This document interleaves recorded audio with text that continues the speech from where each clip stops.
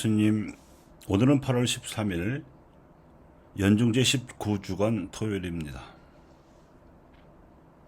독서와 복음에서 들려주는 오늘 미사의 말씀은 세대를 넘어서서 전해지고 실현되어야 할 진리의 시간적 속성에 대해 일깨워 줍니다.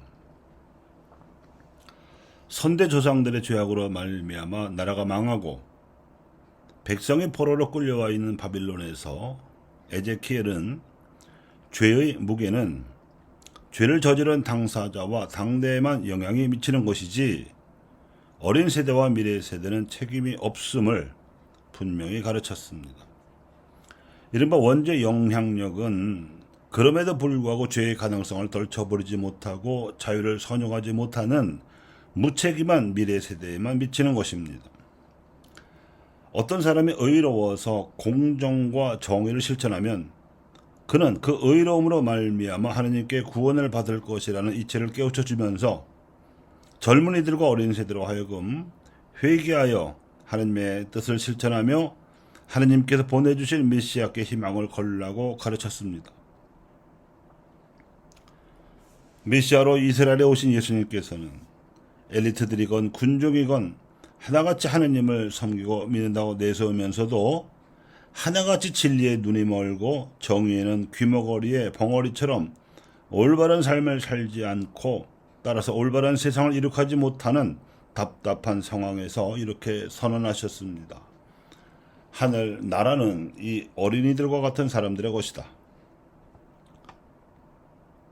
이미 하늘나라가 다가왔으니 이 나라로 회개하고 돌아오라고 가르치시던 예수님께서 새로운 백성의 조건으로서 하늘나라에 대한 믿음을 상기시키시며 어린이들을 축복해 주신 것입니다. 부모의 배려와 가르침을 전폭적으로 받아들이는 어린이처럼 메시아이신 예수님의 가르침과 처신을 전폭적으로 받아들이는 새 백성이 필요하다는 것이었습니다. 젊거나 어리다는 나이의 숫자가 중요하다기보다는 진리에 대한 순수한 감수성이 더 중요하다는 뜻입니다. 젊어도 감수성이 둔할 수도 있고 늙었어도 감수성이 예민할 수도 있습니다. 그 당시에 니코데모나 아리마테아 요셉 같은 원로 바리사이도 예수님의 뜻을 알아듣고 그분의 신원을 알아보았으며 그리하여 그분의 나라를 따르는 제자로 받아들여질 수 있었던 이유가 여기에 있습니다. 그 다음에 진리에 대한 감수성이 살아있고 하나님께 대한 믿음을 회복한 새 백성에게는 총체적인 난국에서라도 현재의 상황이 어떠한지를 알려주는 시대의 징표가 필요합니다.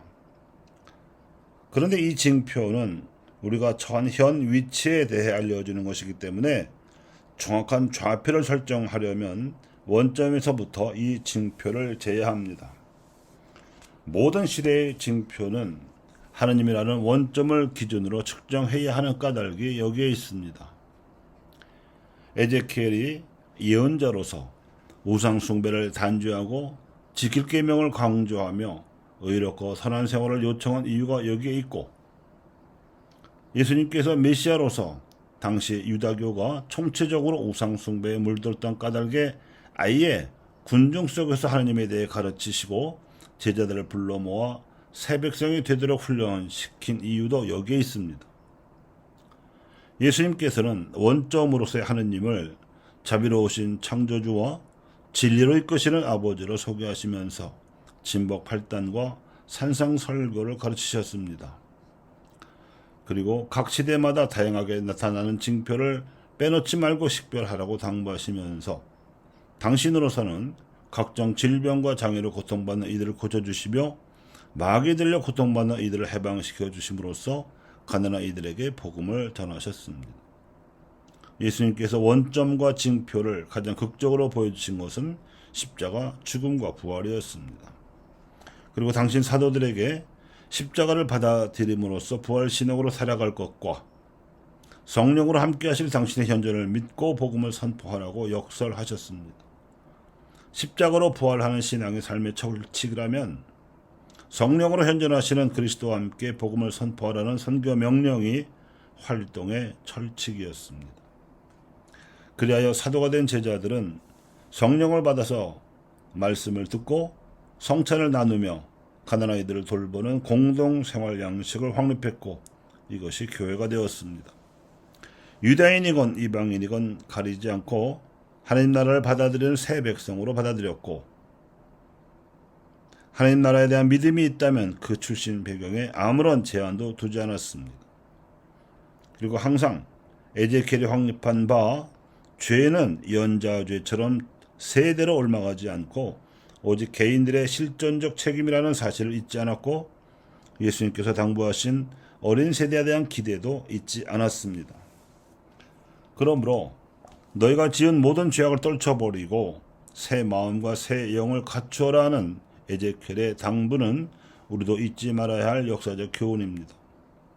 19세기 100년 동안 천주교 신자들에 대한 박해를 저지른 조정과 유림의 죄악도 그 후 20세기 100년 동안 온 교회가 함께 겪어야 했던 식민지 살이와 분단과 전쟁과 독재의 고통으로 이미 그 죄값을 다 기어갚은 현재 이 새로운 세기에서는 그 모든 죄악에 대한 기억과 부채의식도 다 떨쳐버리고 새 마음과 새 영을 갖추어야 할 때입니다.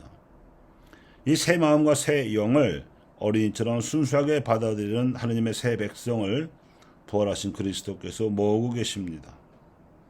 이것이 미래 세대에게 전해줘야 할 진리의 메시지입니다.